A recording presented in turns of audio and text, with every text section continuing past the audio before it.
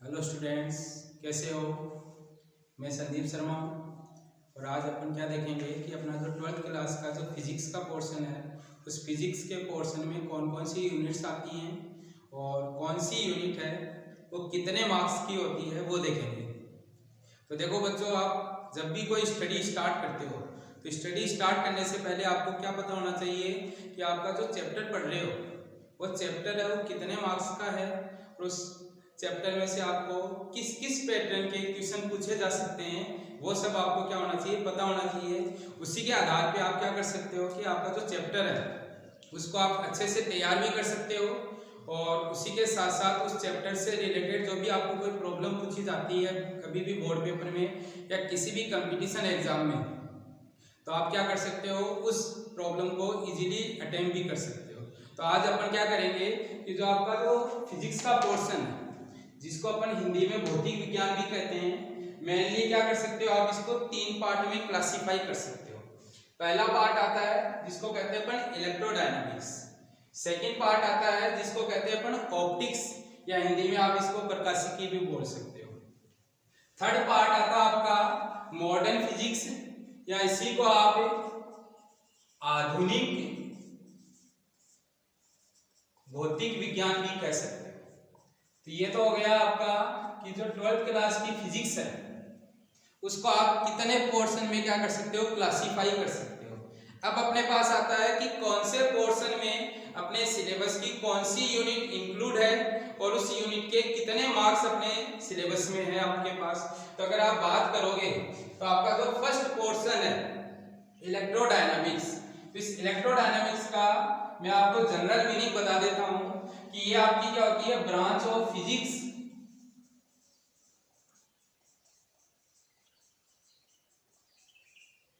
In which we study about charge and effect of charge. कहने का meaning क्या हो गया कि फिजिक्स की ऐसी ब्रांच जिसमें अपन एक तो किसकी स्टडी करें, चार्ज की यानी कि आवेश की, और दूसरा आता है आपका इफेक्ट ऑफ चार्ज यानी कि चार्ज के कारण आपके पास कौन कौन से इफेक्ट प्रोड्यूस हो सकते हैं, उसकी स्टडी जिस ब्रांच में की जाती है उसी ब्रांच को अपन नाम दे देते हैं इलेक्ट्रोडायनामिक्स। और इस इलेक्ट्रोडायनामिक्स में आप टोटल 3 यूनिट्स की क्या करते हो, स्टडी करते हो, जिसमें जो फर्स्ट यूनिट है आपकी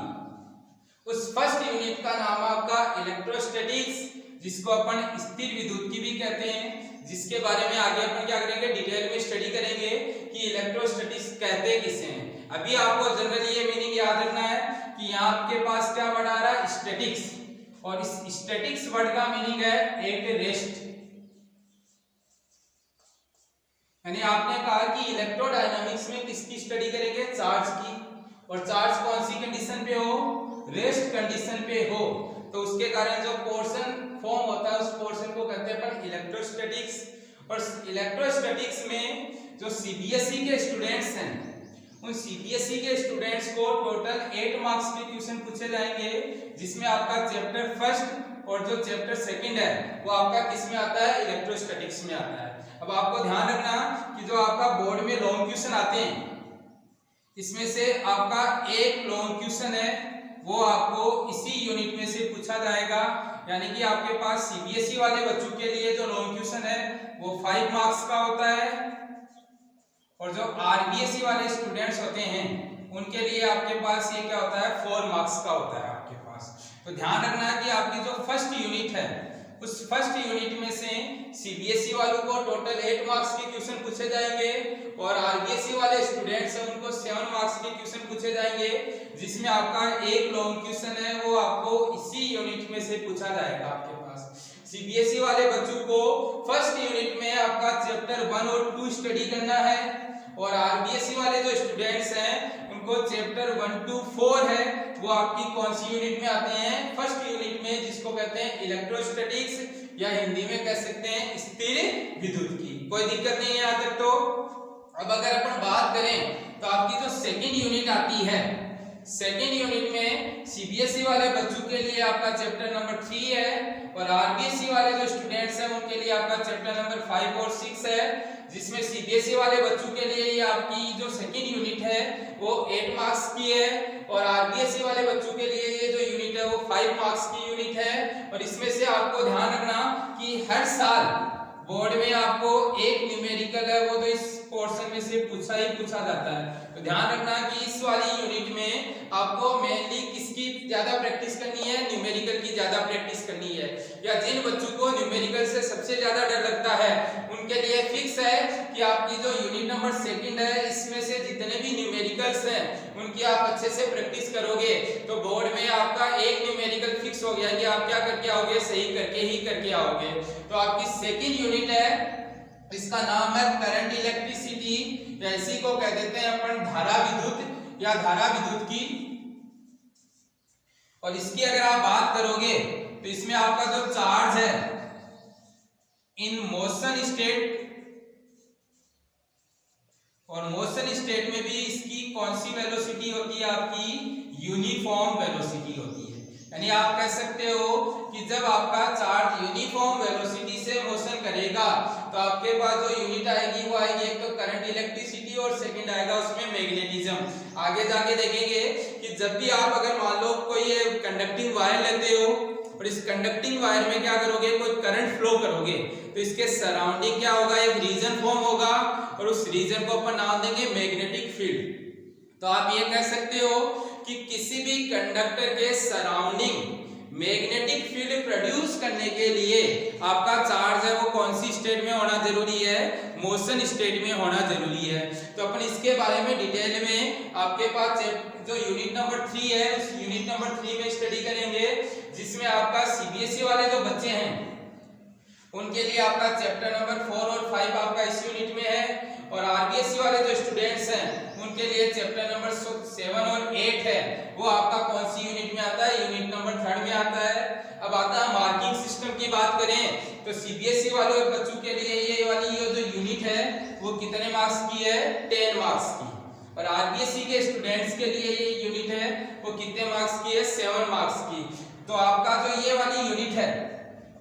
इसमें से भी आपको क्या पूछा जाएगा, एक लॉन्ग क्वेश्चन पूछा जाएगा। यानी बोर्ड में आपके पास जो लॉन्ग क्वेश्चन आते हैं उन्हें लॉन्ग क्वेश्चन में आपका पहला लॉन्ग क्वेश्चन तो आपकी यूनिट 1 से पूछा जाएगा, सेकंड लॉन्ग क्वेश्चन है वो आपका यूनिट नंबर जो 3 है जिसका नाम है मैग्नेटिज्म एंड मैग्नेटिक मटेरियल। इसमें अपन क्या करेंगे, मैग्नेटिक इफेक्ट ऑफ करंट की स्टडी करेंगे,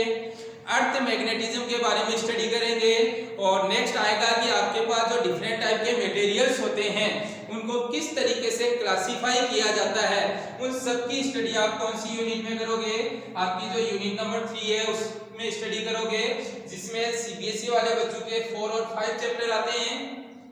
आरबीएसई वाले बच्चों के लिए चैप्टर नंबर 7 और 8 है वो आपकी कौन सी यूनिट में आता है, यूनिट नंबर 3 में आता है। नेक्स्ट अगर अपन बात करें अपनी यूनिट नंबर 4 की तो यूनिट नंबर 4 है वो आता है electromagnetic induction and alternating current, Hindi में कह देते हैं विद्युत चुंबकीय प्रेरण और प्रत्यावर्ती धारा। सीबीएसई वाले बच्चों के लिए आपके पास जो ये यूनिट है वो 7 मार्क्स की है, और आरबीएसई वाले बच्चे हैं उनके लिए भी ये कितने मार्क्स की है, 7 मार्क्स की है। सीबीएसई वाले बच्चों के लिए आपका जो चैप्टर नंबर 6 और 7 है वो कौन सी यूनिट में आता है, 4th यूनिट में आता है। ऐसे आरबीएसई वाले जो स्टूडेंट्स हैं उनके लिए आपका जो चैप्टर नंबर 9 और 10 है वो कौन सी यूनिट में स्टडी करेंगे, यूनिट नंबर 4 में स्टडी करेंगे। तो ये तो आपका पार्ट था फर्स्ट, यानी फर्स्ट पार्ट जो इलेक्ट्रोडायनामिक्स का पोर्शन होता है उसमें आप किसकी स्टडी करोगे, चार्ज और इफेक्ट ऑफ चार्ज की स्टडी करोगे, जिसमें आपके पास जो चार्ज है वो रेस्ट स्टेट में हो सकता है या मोशन स्टेट में हो सकता है। अपन आगे जाके स्टडी करेंगे कि जब चार्ज है वो रेस्ट में होता है तो कौन सा इफेक्ट प्रोड्यूस करता है, या जो फिजिक्स की ब्रांच बनती है वो कौन सी ब्रांच बनती है, और चार्ज जब मोशन में होता है तो कौन सी ब्रांच बनेगी। तो ये तो फर्स्ट पोर्शन है जिसमें किसी बच्चे को कोई प्रॉब्लम नहीं होनी चाहिए। अगर किसी बच्चे को कोई प्रॉब्लम हो तो वो कमेंट सेक्शन में कमेंट करके भी पूछ सकता है कि सर इस यूनिट में इस वाले पोर्शन में हमें कोई प्रॉब्लम है, तो वो बच्चा कमेंट सेक्शन में कमेंट करके जरूर पूछ लेना। बाकी आपको किसी भी बच्चे को किसी भी तरीके की कोई भी प्रॉब्लम नहीं रखनी है, आपका सभी टाइप के जो डाउट्स हैं वो क्लियर हो जाने चाहिए। अब अपन बात करें आपका पार्ट नंबर 2 जिसको नाम दिया जाता है आपका ऑप्टिक्स, या हिंदी में कह देते हैं प्रकाशिकी। और ये आपका जो ऑप्टिक्स का पोर्शन है ये आपको कहता है study of light and phenomena of light.